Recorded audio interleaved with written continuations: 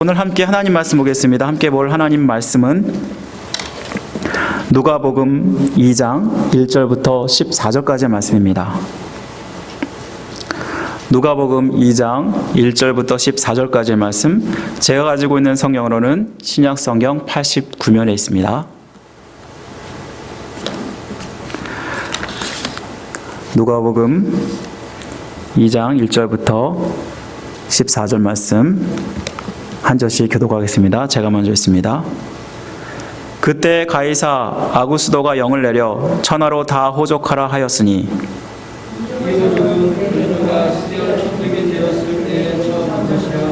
모든 사람이 호족하러 각각 고향으로 돌아가매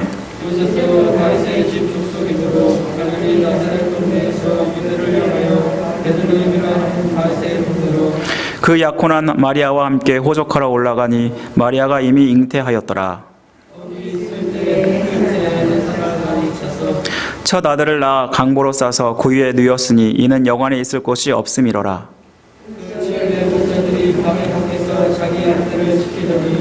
주의 사자가 곁에 서고 주의 영광이 그들을 두루 비추매 크게 무서워하는지라.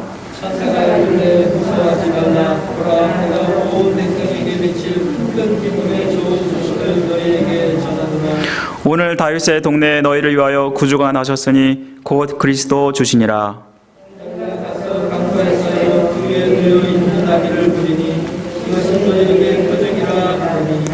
호련히 수많은 천군이 그 천사와 함께 하나님을 찬송하여 이르되 지극히 높은 곳에서는 하나님께 영광이요 땅에서는 하나님이 기뻐하신 사람들 중에 평화로다. 아멘. 우리 오늘은 성탄주일을 맞아서 성탄 축하 예배로 드리고 있습니다. 이제 5일 후면 아기 예수님의 생일을 축하하게 되는데요. 우리 성탄주일을 맞아서 우리 서로 이렇게 먼저 인사했으면 좋겠습니다. 메리 크리스마스, 은혜가 충만한 성탄절 되세요. 인사하겠습니다. 메리 크리스마스, 은혜가 충만한 성탄절 되세요. 네, 감사합니다. 네, 우리 성탄주일 맞아서 또 오랜만에 뵌 우리 성도님도 이렇게 보니까 너무나 반갑습니다. 우리 오늘은 성탄주일을 맞아서 말구 위에서 나신 예수님이라는 제목으로 말씀을 나누도록 하겠습니다. 이 세상에서 가장 큰 축복 중 하나를 뽑으라면 생명의 탄생이라고 할 수 있습니다. 임신 순간부터 출산까지 약 10달간의 생명의 과정을 거쳐서 태어나는 아기를 보면 굉장히 신비스럽기까지 합니다. 하지만 건강한 아기를 출산하기 위해서 얼마나 신경을 써야 하는지 모릅니다. 엄마가 임신했다고 하면 정말 조심해야 하는데요. 먹을 것도 조심해야 되고 또 다니는 것도 조심해야 되고, 그래서 엄마가 먹는 거, 생각하는 거, 행동하는 거 모두가 아기에게 직접적인 영향을 미치기 때문에 조심하라라는 것입니다. 그래서 요즘에는 태교에 엄청난 관심과 투자를 한다고 합니다. 임신 10개월 중에 가장 조심해야 되는 기간은, 저는 남자지만 잘 모르지만 제가 인터넷이나 이런 인포메이션 정보를 통해서 보니까 임신 초기와 임신 말기라고 합니다. 임신 초기에는 태아가 엄마의 자궁의 자리를 잡지 못한 불완전한 시기이기 때문에, 그래서 오래 서 있거나 배에 힘을 주면 유산되기 쉽기 때문입니다. 그래서 무리하게 움직이거나 행동해야 되는 것을 자제해야 합니다. 저희 아내도 둘째 유빈이를 가졌을 때 자궁에 핏빛이 비쳐서 병원에서 무리하면 유산을 할 수 있다고 해서 10년 이상 다니던 직장을 그만둬야 했습니다. 그때는 혹시나 유산될까 봐 시겁해서 그랬는데, 그런데 여러분이 보시는 것처럼 무사히 잘 태어나서 잘 자라줘서 얼마나 감사한 줄 모릅니다. 또 임신 10개월 중 가장 조심해야 되는 기간은 임신 말기라고 합니다. 임신 말기는 출산을 준비하는 시기인데 10달 중에서 가장 힘든 시기라고 합니다. 막달이 되면 아기를 밀어내기 위해서 자궁이 수축하기 때문에 하루에 몇 번씩 배가 돌처럼 단단해진다고 합니다. 저도 유진이 유빈을 낳을 때쯤에 아내 그 배를 만져보니까 정말 그렇더라고요. 근데 제가 비록 여자의 몸은 아니지만 그럴 것 같아요. 막 배가 나오고 무거워서 흉부와 심장을 그때 압박하기 때문에 식사하기도 힘들고 또 숨을 쉬기도 힘들고 또한 자세 잡기도 힘들다고 합니다. 또 제대로 잠도 잘 수 없고 쉽게 몸이 뻐근해지고 또 피로해진다고 합니다. 또 언제 진통이 올지 모르기 때문에 장거리 여행은 가급적이면 피해야 한다고 합니다. 맞나요? 제가 이렇게 말씀드리는 게? 그렇게 경험을 하셨을 텐데요. 출산 후에는 신생아나 산모에게 안전하고 또 위생적 환경이 매우 중요하다고 합니다. 신생아나 엄마가 세균에 감염되기 쉽기 때문인데요. 특별히 엄마는 출산 후에 그 건강이 자기의 평생을 좌우하기 때문에 차가운 환경에 노출 시에는 산후풍이 올 수 있기 때문에 위생적이고 편안한 그런 환경이 필요하다고 합니다. 그래서 요즘 산모들은 아주 비싼 돈을 주고서라도 좋은 산부인과 또 좋은 산후조리원을 찾으려고 한다고 합니다. 어제 아는 미국 친구가 또 잠깐 우리 집을 방문해서 제가 미국 사람들은 왜 이렇게 튼튼하냐, 아기 낳자마자 얼음도 먹지 않냐 물어보니까 경우에 따라 다르다. 그렇지만 우리도 똑같이 한 달에서 한 달 반 이상을 그렇게 조리를 해야 된다, 그런 이야기를 들으면서 미국이나 한국이나 다 똑같구나라는 생각을 하게 되었습니다. 하지만 이런 것을 누리지 못하고 정말 좋지 않은 환경 속에서 초라하게 탄생을 하신 분이 계신데요. 바로 오늘 성탄절의 주인공이신 예수님이십니다. 예수님은 나사렛이라는 자기 집이 아닌 베들레헴에서, 그것도 동물의 마구간에서 누구의 케어도 받지 못하고 태어나셔야 했습니다. 왜 마리아는 편안한 집을 놔두고 꼭 이곳에 가야만 했을까? 이곳에 간 이유가 무엇일까? 오늘 말씀을 통해서 그 해답을 찾아가시면서 우리가 은혜 받기를 원합니다. 오늘 본문은 가이사 아구스도가 명하여서 모든 사람이 호적하러 가는 것으로부터 시작합니다. 1절과 2절 말씀해 보시면, 그때 가이사 아구스도가 영을 내려 천하로 다 호적하러 하였으니 이 호적은 구레뇨가 수리아 총독이 되었을 때 처음 한 것이라. 여기서 가이사는 황제를 이야기합니다. 그리고 아구스도는 옥타비우스라고 불리기도 한다고 합니다. 초대 로마의 황제였는데요. 유대 나라는 헤롯의 1인 통치 체제가 끝나고 새 나라로 분열되게 됩니다. 이때부터 로마는 유대 총독을 세워서 통치하기 시작했는데요. 이때 유대 총독으로 온 사람이 바로 구레뇨라는 사람이었습니다. 황제 옥타비우스는 로마 제국의 실권을 잡은 지 얼마 되지 않았기 때문에 그 기반을 튼튼히 할 필요가 있었습니다. 세금의 재원을 마련하기 위해서 로마 제국 전역에 처음으로 인구 조사를 명령하게 되었던 것입니다. 이를 처음 수리아 총독이 된 구레뇨가 유대 지방에서 시행하게 된 것입니다. 이때 유대 사람은 한 사람도 빼놓지 않고 호적하러 각각 고향에 돌아가야 했습니다. 따라서 요셉도 자기 고향 베들레헴에 가서 호적을 해야 했습니다. 그런데 그때 요셉은 임신하여서 이제 거의 막달이 된 만삭인 마리아와 함께 갔다라고 말씀합니다. 4절과 5절 말씀을 보시면, 요셉도 다윗의 집 족속이므로 갈리 나사렛 동네에서 유대를 향하여 베들레헴이라 하는 다윗의 동네로 그 약혼한 마리아와 함께 호적하러 올라가니 마리아가 이미 잉태하였더라. 이 말씀에서 요셉이 사는 갈리 나사렛에서 베들레헴까지 가는 길은 두 가지 길이 있습니다. 한 가지는 사마리아를 통과하여 가는 족장의 길입니다. 우리 지도를 잠깐 보시면요. 그 가운데 사마리아가 있죠. 그 사마리아를 가로질러 가면 150km 정도 되는데 마일수로 약 90마일 정도 된다고 합니다. 하지만 유대인들은 사마리아인들을 부정한 사람들로 여기고 또 사마리아를 통과하는 것을 부정하다고 생각했기 때문에 이 땅을 통과하지 않는 것이 일반적인 상식으로 여겨졌습니다. 그래서 이들은 갈리 호수를 돌아서 여리고를 지나서 예루살렘을 걸쳐서 베들레헴으로 가는 길을 택하였습니다. 이 거리는 약 230km. 그러니까 보통 사람들이 하루에 30km 정도씩 이동한다고 했을 때 넉넉히 잡아서 8일에서 10일 정도 걸리는 거리입니다. 만삭인 마리아의 상태를 감안한다면 낙타를 타고 간다 할지라도 그 2배인 16일에서 20일이 걸렸을 것으로 추측할 수 있습니다. 우리가 서론에서 살펴보았듯이 만삭인 마리아가 여행을 하는 것은 정말 힘들고 위험한 일이었습니다. 꼭 마리아가 이 베들레헴을 가야만 했을까?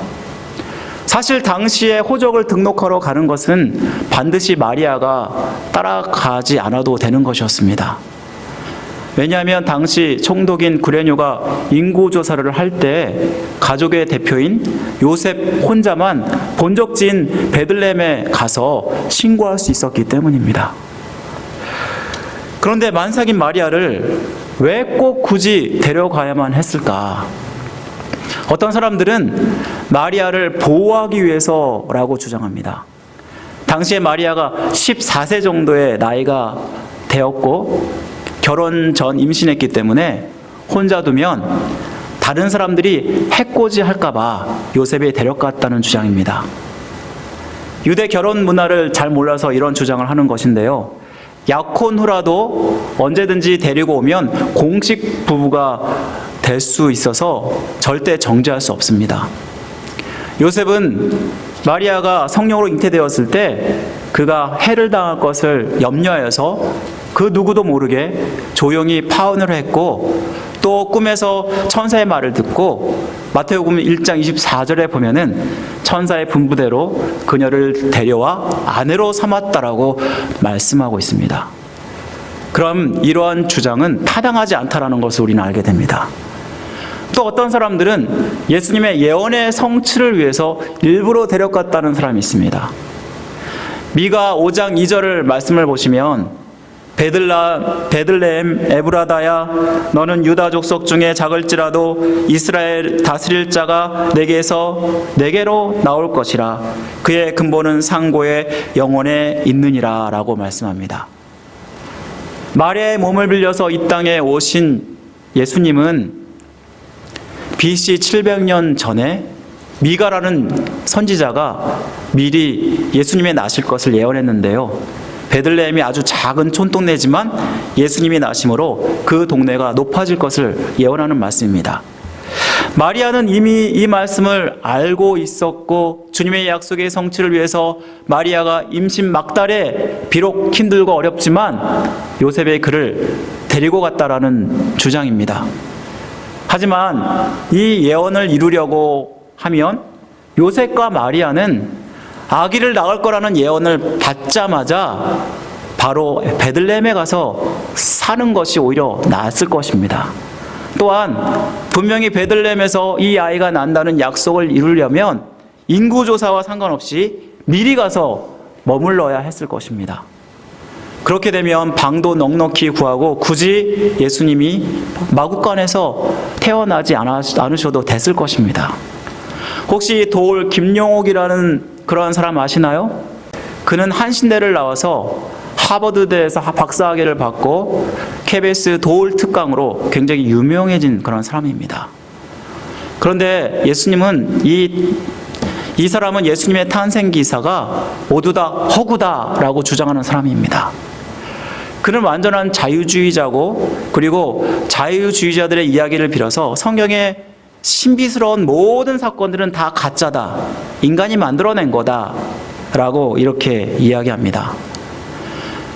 그도 이러한 성경의 예언을 따라서 마리아가 굳이 갈 필요가 없었는데 마리아가 만삭의 몸으로 내려갔던 그 이유는 이 베들레헴에서 나셔야 된다는 이 성경의 말씀을 성취하기 위해서 사람들이 일부러 만들어낸 설화이다라고 주장하는 것입니다. 이 베들레헴에서 나신다는 그 사실을 짜맞추기 위해서 그 이후에 사람들이 의도적으로 이 이야기를 지어내서 끼워 넣었다라고 주장하는 것입니다. 김용옥은 성경을 제대로 정말 몰라서 하는 이야기입니다. 여러분 어떻게 생각하시나요? 마리아는 만삭의 몸을 이끌고 위협을 무릅쓰고 베들레헴에 꼭 가야만 하는 이유가 있었습니다. 바로 유대인들이 반드시 지켜야 할 정결 예식 때문입니다. 요셉이 피할 수 없는 고민 두 가지가 있었습니다. 뭐냐면요, 하나는 호적 기간에 맞추어서 베들레헴에 올라가서 호적을 맞춰야 한다는 것과 또 다른 하나는 율법의 규정을 따라야 한다는 것입니다. 레위기 12장 2절과 3절 말씀을 보면 이런 말씀이 나옵니다. 이스라엘 자손에게 고하여 이르라, 여인이 잉태하여 남자를 낳으면 그는 7일 동안 부정하리니 곧 경도할 때와 같이 부정할 것이며 제8일에는 그 아이의 양피를 벨 것이요. 이 율법에 보면 산의 아이를 낳으면 부정의 기간을 벗어나는 그 시간이 8일째 만에 되는 일입니다. 그래서 8일 만에 할례를 행하게 되는데요. 요셉이 호적 신고를 하러 가게 됩니다. 그러면 최소한 10일이 걸립니다. 그리고 호적을 하고 돌아오게 되면 그러면 이미 이 아기는 출산해서 할례할 기간을 놓치게 됩니다. 그러면 마리아가 행하지 않으면 되지 않습니까? 행하면 되지 않습니까? 라고 이렇게 얘기할지 모르겠는데요. 이 아이를 출산한 산모는요 40일 동안 부정하게 됩니다. 레위기 12장 4절에 보면은 그 여인도 아직도 33일을 지내야 산열이 깨끗하리니 정결하게 되는 기한이 차기 전에는 성물을 만지지도 말며 성소에 들어가지도 말 것이라 라고 말씀합니다.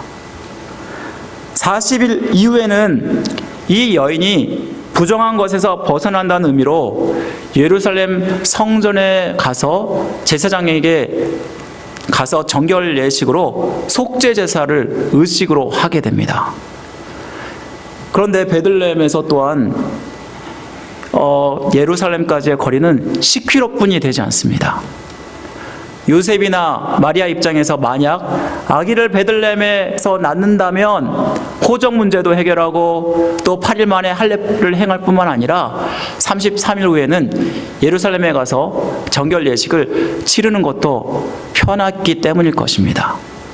요셉과 마리아가 230km나 되는 그 먼 거리를 왔다 갔다 하면서 더구나 만삭의 몸으로 이동하는 것이 정말 어려웠을 텐데 이렇게 베들레헴에 머물면서 이 모든 것들을 해결하는 것이 낫다라고 판단했기 때문에 그렇게 만삭의 몸을 이끌고 마리아가 베들레헴에까지 요셉을 따라갔던 것입니다. 누가복음에 보면 요셉과 마리아는 이 말씀대로 그곳에 머물면서 할례 및 정결 예식을 행했다라고 말씀합니다. 누가복음 2장 21절 말씀에 보면은 할례할 8일이 되매 그 이름을 예수라 하니 곧 잉태하기 전에 천사가 일컬은 바로라 라고 말씀합니다. 또한 누가복음 2장 23절에 보면은 모세의 법대로 정결 예식의 날이 참에 아기를 데리고 예루살렘으로 올라갔다라고 말씀합니다. 마리아와 요셉이 율법을 지키기 위해서 나사렛에서 베들레헴에 올라가야 했지만 이는 미가의 예언을 성취하는 일이었습니다. 아까 보신 대로 미가 5장 2절 말씀을 보면은 베들레헴 에브라다야 너는 유다 족속 중에 작을지라도 이스라엘을 다스릴 자가 내게서 내게로 나올 것이라라고 분명히 말씀하고 있습니다. 하나님께서는 가이사 아구스도의 영을 내려서 어쩔 수 없이 예수님이 베들레헴 말구에서 태어나게 하셨는데요. 그리고 예언을 성취하셨는데 왜 베들레헴에서 태어나셔야만 했을까요? 주님이 베들레헴의 말구에서 태어나셨다는 것은 주님의 초라하고 겸손한 탄생을 보여줍니다. 주님이 이렇게 초라하게 탄생할 수밖에 없었던 것은 바로 우리를 구원하기 위해서 한없이 낮아지신 예수님의 모습을 상징하는 것입니다. 예수님은 하나님과 똑같은 분이십니다. 그런데 그분이 자기 하나님과 동등됨을 취하지 않고 인간의 몸을 입고 성육신 하신 것입니다.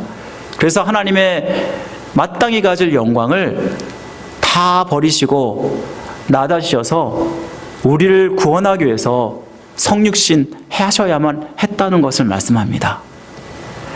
예수님이 이 땅에 인간의 몸을 입고 낮아지지 않으셨다면 우리는 죄의 문제를 해결받지도 못했을 것이고 구원받지도 못하고 영영 지옥불에 떨어져야 될 그러한 운명일 것입니다.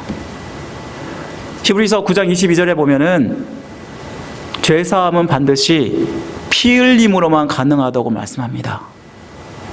인간의 죄를 대속하기 위해서 죄가 없으신 분이 인간의 몸으로 이 땅 가운데 오셔서 십자가에 반드시 달려셔서 피를 흘리셔야만 했다라는 것입니다. 따라서 예수님은 완전한 하나님인 동시에 완전한 사람으로 이 땅 가운데 오셔야 했기 때문에 하나님이 인간의 몸을 입고 낮아지신 분이 바로 예수님이시라는 것입니다. 예수님이 우리를 구원하기 위해서 낮아지신 이것이 얼마나 우리에게 큰 은혜요 또 감사한 일인지를 깨닫게 됩니다. 2000년 전 이 땅에 예수님이 오신 것은 우리에게 가장 큰 사건이고 가장 큰 기쁨의 소식입니다. 우리가 주님을 이 땅에 보내주셔서 구원을 허락하신 하나님께 감사해야 되는 것입니다. 사랑하는 성도 여러분, 여러분 얼마나 나를 구원하신 구속의 은혜를 감격하고 감사하고 계십니까? 우리가 구속의 은혜를 진심으로 감사하면 우리는 빚진 자의 심정으로 살아가야 될 것입니다. 우리가 잘 아는 만달란트 빚진 자의 비유를 아실 것입니다. 만달란트 빚진다는 것은 전혀 갚을 수 없는 금액을 말한다고 이전에 말씀드렸습니다. 그런데 임금으로부터 이 만달란트를 안 갚아도 된다고 모두 공제를 받게 됩니다. 하지만 자기에게 100데나리온 만달란트에 비하면 정말 조족지열, 정말 아무것도 아닌 그 돈을 가지고 그 100데나리온 빚진 자에게 갚으라고 그를 감옥에 가두는 일도 있었습니다. 임금이 이것을 알고 얼마나도 화가 났는지 그를 감옥에 가둬버렸다고, 그리고 모든 빚을 갚을 때까지 나오지 못한다고 그렇게 말씀합니다. 이 비유는 우리가 빚진 자로 사함의 은혜를, 죄사함의 은혜를 받았다면 이 임금께 항상 감사하는 마음을 가지고 있어야 할 뿐만 아니라 이 받은 은혜로 마땅히 이웃을 사랑하고 용서해야 되는 것처럼 우리가 예수 그리스도를 생각하면서 우리 주변의 사람들에게 또한 이웃에게 용서와 또한 사랑을 베푸는 것이 마땅하다는 것을 말씀합니다. 만약 이런 것을 우리가 행하지 아니하면 주님의 은혜를 받은 자로서 합당하지 못하다라는 것입니다. 그래서 우리가 받은 그 은혜도 잃어버릴 수 있다는 것을 말씀하고 있는 것입니다. 성탄절은 사랑의 계절입니다. 하나님께서 우리를 정말 사랑하셔서 독생자를 보내주셔서 우리를 살려주셨기 때문입니다. 요한일서 4장 9절 말씀 한번 다 같이 한번 보시겠습니다. 요한일서 4장 9절 말씀입니다. 앞에 보이시죠? 우리 다 같이 한번 읽겠습니다. 시작. 하나님의 사랑이 우리에게 이렇게 나타난 바 되었으니 하나님이 자기의 독생자를 세상에 보내심은 그로 말미암아 우리를 살리려 하심이라. 우리가 하나님으로부터 이런 은혜를 마땅히 받았다면 주님을 정말 사랑하고 또 우리가 마땅히 이것이 해야 될 일임을 말씀한다라는 것입니다. 그래서 우리가 이렇게 기쁘고 감사한 마음으로 성탄 축하 예배를 드리는 것이 아닙니까? 더 나아가서 이 받은 은혜와 사랑을 우리의 이웃에게 표현해야 하는 것입니다. 이것이 곧 하나님께 하는 일이고 우리가 이웃을 사랑하는 것입니다. 우리가 이웃을 사랑하면 부지불식간에 하나님을 섬기게 된다고 말씀합니다. 마태복음 25장 40절에 보면은 이런 말씀이 나옵니다. 진실로 너에게 이르노니 너희가 여기 내 형제 중에 지극히 작은 자 하나에게 한 것이 곧 내게 한 것이니라. 혹시 여전히 주변에 나보다 연약한 자들이 있으십니까? 주님의 마음으로 이들을 더 사랑하시기 바랍니다. 뿐만 아니라 내가 지금까지 살아가면서 마음에 두고 있는 미워하는 자가 있습니까? 원수같이 여기는 자가 있습니까? 주님의 마음으로 이들을 용서하시고 사랑하시기 바랍니다. 이 성탄의 은혜를 누리는 자들이 성탄절을 맞아서 이것이 바로 하나님께서 기뻐하시는 도리요 의무임을 우리는 깨닫게 됩니다. 기쁜 예수님의 성탄을 축하하면서 주님의 갚을 수 없는 사랑을 기억하고 내 이웃을 내 몸과 같이 더 사랑하고 용서하고 관용함으로 하나님이 정말 기뻐하시는 성탄절이 되시기를 주님의 이름으로 간절히 축원드립니다. 또한 요셉과 마리아가 나사렛에서 베들레헴까지 그렇게 힘들게 왔는데 호적을 등록하러 온 수많은 사람들 때문에 빈방이 없었습니다. 우리는 이럴 줄 알았으면 미리 와서 방을 왜 잡지 않았을까? 참 요셉이 준비성도 없고 참 게으른 사람이다라고 생각할지도 모르겠습니다. 그런데 요셉이 호적하러 가는 것은 가이사 아우구스가 갑자기 처음 명령하여서 실행한 일이었던 것입니다. 호정령 기간도 있었을 것입니다. 총독 구레뇨가 가이사의 명을 받아서 이를 실행할 때에 그 명령이 아주 급하게 내려진 것 같습니다. 긴 시간을 준 것 같지도 않습니다. 이는 사람들이 베들레헴의 숙소가 가득 차서 없을 만큼 갑자기 몰린 것을 보아도 그 기한 안에 빨리 해야 됐기 때문에 시간이 없었던 것으로 우리는 금방 추측해 볼 수 있습니다. 사실 베들레헴은 요셉의 고향이기도 하지만 오랫동안 나사렛에서 살지 않았던 것으로 보입니다. 아는 일가 친척도 없고 이웃도 없던 것으로 보입니다. 그렇지 않으면 만석으로 오랫동안 여행하고 온 마리아를 보고 방을 안 내줄 리가 없었을 것입니다. 그런데 이 요셉과 마리아는 기껏 구한 게 마구간이었고 그리고 그곳에서 정말 힘들고 어려운 그러한 아기의 출산의 경험을 하게 됩니다. 이때 마리아가 아기 예수를 출산하고 말구에 놓였다라고 말씀합니다. 7절 말씀해 보시면 첫 아들을 낳아 강보로 싸서 구유에 놓였으니 이는 여관이 있을 것이 없음이로라. 여기서 구유라는 곳은 외양간의 말이나 소에게 먹이로 주는 나무통을 이야기합니다. 이 말구유가 아기를 안전하게 놓기에는 안성맞춤이었던 것으로 보입니다. 아기 예수님의 출생은 정말 축하해 줘야 하는 일입니다. 하지만 주님의 탄생은 결코 화려한 탄생이 아니었습니다. 또한 베들레헴에는 이 출생을 축하해 줄 사람도 없었습니다. 이때 하나님은 천사를 통해서라도 이 소식을 알리게 되고 찬양하는 모습을 보게 됩니다. 천사들은 이 좋은 소식을 베들레헴의 들판에 양을 치던 목자들에게 알립니다. 베들레헴은 목축이 발달한 지역이었습니다. 다윗의 고향이기도 하였고 다윗도 이곳에서 목동으로 어렸을 때 그렇게 살지 않았습니까? 베들레헴은 예루살렘과 가깝기 때문에 베들레헴에서 기르는 양들은 예루살렘의 성전의 속죄 제물로 공급되고 있었습니다. 이때 천사가 밤새 양을 지키던 목자들에게 이런 말씀을 전합니다. 11절 말씀해 보시면 오늘 다윗의 동네에 너희를 위하여 구주가 나셨으니 곧 그리스도 주시니라. 이 말씀에서 주님이 나신 것은 누구를 위하여 말씀하고 있냐 하면 너희를 위하여라고 말씀하고 있다라는 것입니다. 죄로 죽을 수밖에 없는 그러한 목자들을 포함한 우리들을 위해서, 인간을 위해서 예수님께서 이 땅 가운데 태어나셨다라는 것입니다. 그런데 이렇게 나신 아기 예수님이 그 아무에게도 대접을 받지 못합니다. 축가받지도 못합니다. 그래서 하나님은 천사를 통해서라도 이 소식을 알리고 목자들을 통해서 경배받게 하셨습니다. 또한 하늘에서는 수많은 천사들이 주님의 나심을 찬양합니다. 우리 14절 말씀 한번 보겠습니다. 14절 말씀입니다. 우리 한번 다 같이 읽겠습니다. 시작. 지극히 높은 곳에서는 하나님께 영광이요 땅에서는 하나님이 기뻐하신 사람들의 평안이라. 비록 인간의 눈으로 보기에는 돈 없는 가난한 부모 밑에서 방도 구하지 못해서 말구유에서 초라하게 태어날 수밖에 없었지만, 하나님 보시기에는 주님의 나심이 하나님께 영광을 돌리는 일이라고 말씀하고 있다는 것입니다. 사랑하는 성도 여러분, 우리는 마땅히 주님의 나심을 진심으로 축하하고 그분을 성탄절의 주인공으로 온전히 높여드려야 하는 것입니다.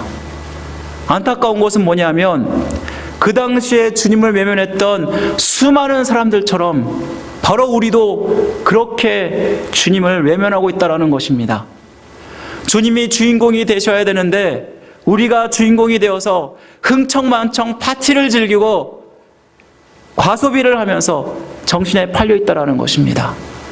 매년 성탄절은 여인들과 함께 연말을 즐기는 의미로 변색되어 버렸습니다. 예수님보다는 산타클로스, 루돌프가 주인공이 되어서 백화점에서는 돈벌이 수단으로 쓰여지면서 과소비를 부추기고 있습니다. 크리스마스의 상업화는 어제 오늘 이야기가 아닙니다. 백화점이 1년 중에서 가장 매출이 많은 시기가 언제냐면 성탄 시즌이라고 합니다. 20대, 30대 젊은이들은 밤새 술을 마시고 춤추고 광란의 밤을 보냅니다. 연간 술 소비량이 절반이 성탄절을 포함한 연말연시에 일어난다는 사실 여러분 아십니까? 코로나가 있기에 이런 모습이 덜하지, 만일 코로나가 없었더라면 더하면 더하지 덜하진 않았을 것입니다. 점점 세상에서는 크리스마스의 의미는 퇴색되고 있습니다. 그래서 크리스마스 성탄절이라고 부르지 않고 홀리데이라고 불리는 그러한 날이 되지 않았습니까? 미국에서 어떤 심리학자 교수 한 분이 40여 명의 학생들에게 성탄절, 크리스마스 단어라는 것을 주고 무엇이 생각나는지 하나씩 적어보라고 이렇게 쓰게 했다고 합니다.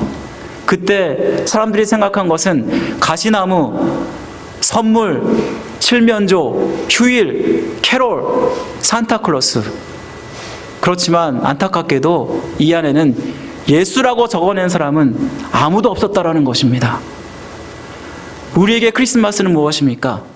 꼭 예수가 빠져있는 크리스마스는 아닙니까? 사랑하는 성도 여러분, 성탄절 누가 여러분의 주인공이 되고 있습니까? 누구에게 영광을 돌리고 있습니까?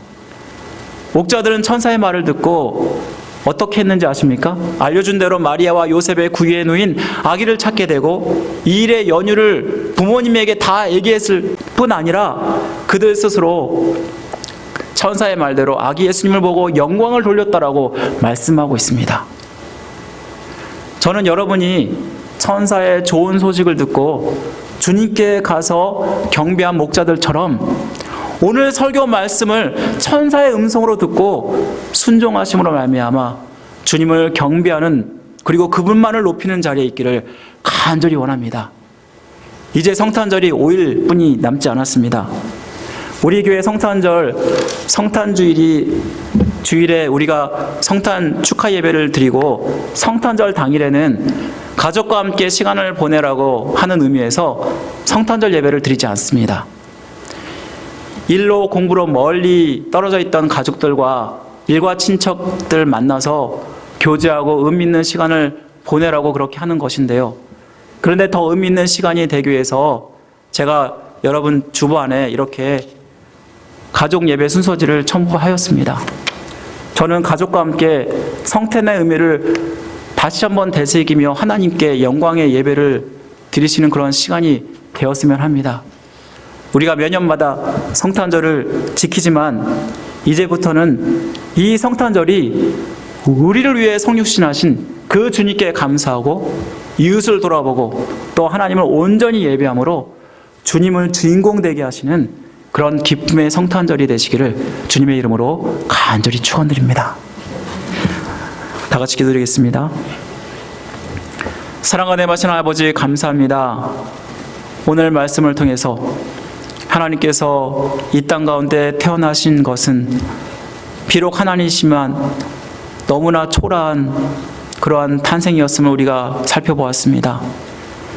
아버지 하나님, 이렇게 이 땅 가운데 우리를 위해서 탄생하셨는데 우리는 진정으로 주님께 영광을 돌리지 못하고 성탄절을 흥청만청 나를 위해서 살았음을 용서하여 주옵소서. 점점 세상이 예수님의 성탄의 의미를 잃어버려 가고 있습니다. 이럴 때 우리가 더욱더 깨어있게 하여 주시고 이 성탄의 의미를 다시 한번 되새기며 하나님만 높여드리고 또 이웃의 정말 연약한 심령들, 또 내가 미워했던 사람들 용서하고 사랑하는 그러한 시즌이 될 수 있도록 은혜 베풀어 주옵소서. 그런 주님께서 우리 성도들 삶과 함께 하시고 이번 성탄절 기쁨과 은혜가 충만한 성탄절 될 수 있도록 은혜 베풀어 주옵소서. 모든 것 감사드리며 우리를 죄에서 구원하신 예수 그리스도의 이름으로 간절히 기도드립니다. 아멘.